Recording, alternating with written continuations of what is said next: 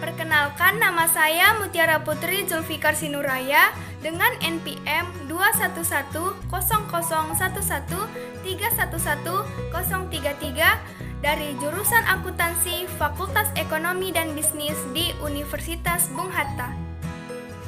Dalam video pembelajaran saya kali ini, saya akan membahas materi tentang mata kuliah pengantar ekonomi mikro, yaitu elastisitas permintaan.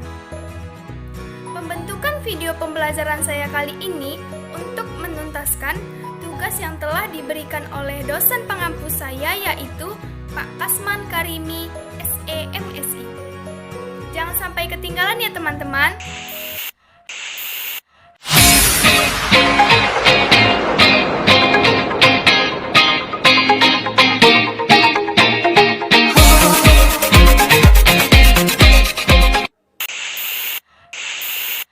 Elastisitas permintaan. Apa yang dimaksud dengan elastisitas permintaan? Yuk kita lihat bersama-sama.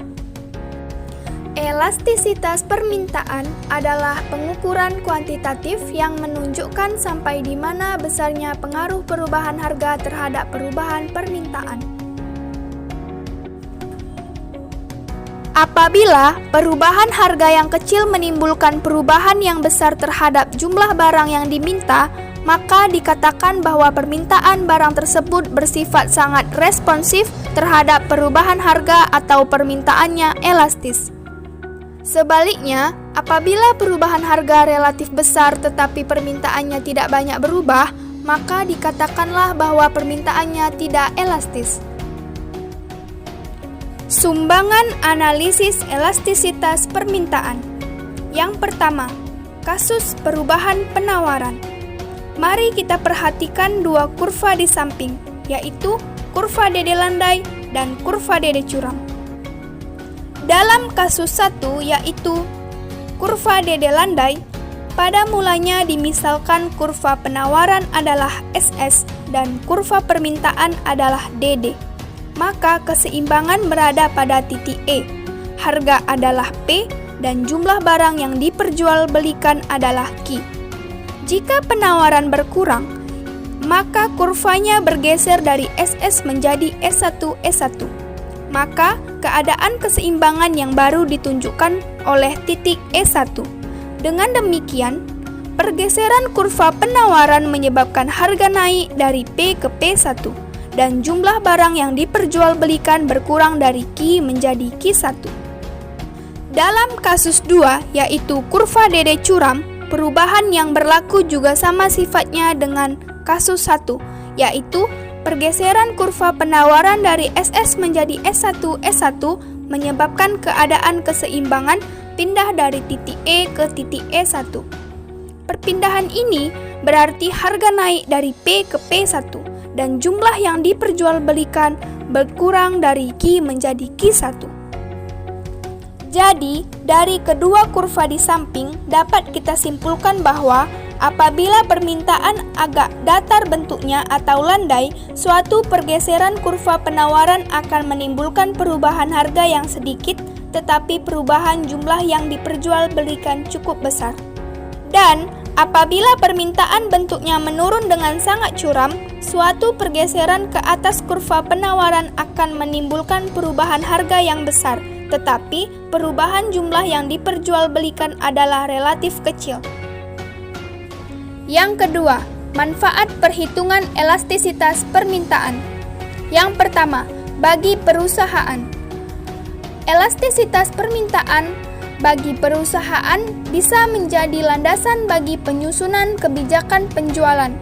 Jika permintaan landai, menaikkan produksi dan penawaran adalah tindakan yang bijaksana, karena akan menimbulkan pertambahan dalam hasil penjualan. Jika permintaan curam, pertambahan penawaran akan merugikan perusahaan karena penjualan akan berkurang. Yang kedua, bagi pemerintah. Elastisitas permintaan bagi pemerintah dapat menjadi alat untuk meramalkan kesuksesan dari kebijakan ekonomi yang akan dilaksanakan. Contoh, jika ingin mengurangi impor. Jika permintaan barang impor seperti kasus 1, pengurangan impor tidak banyak menaikkan harga barang tersebut. Jika permintaan barang impor seperti kasus 2, tindakan pemerintah akan merugikan masyarakat karena jumlah barang impor tidak banyak berkurang, tapi harga mengalami kenaikan yang tinggi dan akan membuat konsumen menanggung beban yang besar. Koefisien elastisitas permintaan harga. Elastisitas permintaan harga adalah nilai perbandingan antara persentase perubahan jumlah diminta dengan persentase perubahan harga, atau suatu angka penunjuk yang menggambarkan sampai berapa besar perubahan jumlah barang yang diminta apabila dibandingkan dengan perubahan harga. Koefisien elastisitas permintaan dihitung dengan menggunakan rumus ED sama dengan persentase perubahan jumlah barang yang diminta per persentase perubahan harga. Jika harga berubah P menjadi P1 dan jumlah barang yang diminta berubah dari Q menjadi Q1, dapat digunakan rumus di bawah ini. ED sama dengan Q1 kurang Q per Q per P1 kurang P per P. Untuk mengetahui lebih jelas lagi, mari kita perhatikan contoh soal berikut. Pada waktu harga beras 4.000 per kilogram, jumlah beras yang dibeli konsumen 10.000 kilogram. Pada waktu harga beras 3.000 per kilogram, jumlah beras yang ingin dibeli 15 kilogram. Hitung koefisien elastisitas. Maka, kita menjawabnya dengan rumus ED sama dengan Q1 kurang Q per Q per P1 kurang P per P.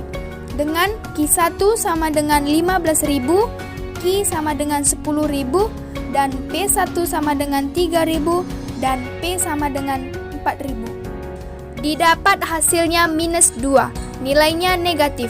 Nilai ini disebabkan karena P dan Q mengalami perubahan ke arah yang berbalikan.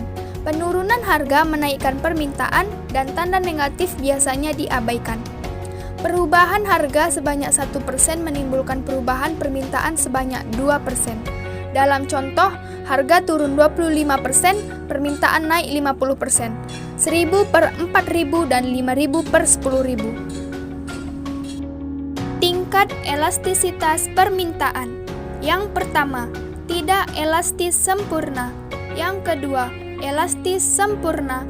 Yang ketiga, elastisitas uniter. Yang keempat, tidak elastis. Dan yang kelima, elastis.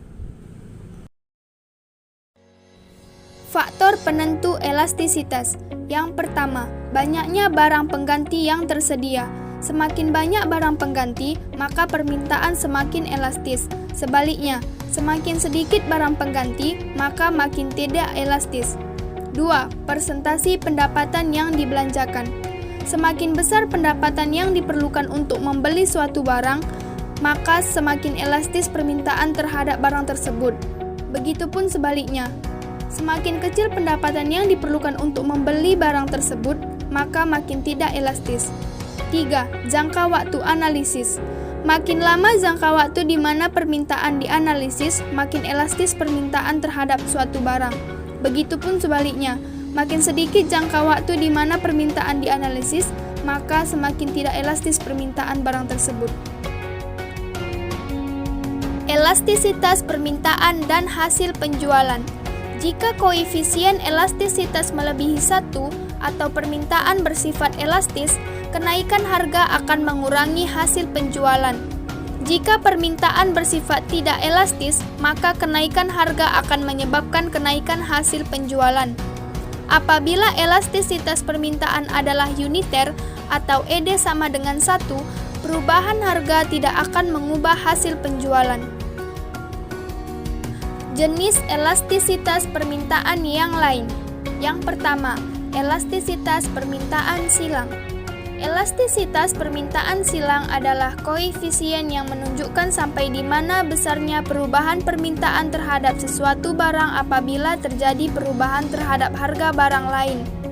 Besarnya elastisitas silang atau disingkat dengan EC dapat dihitung dengan rumus berikut.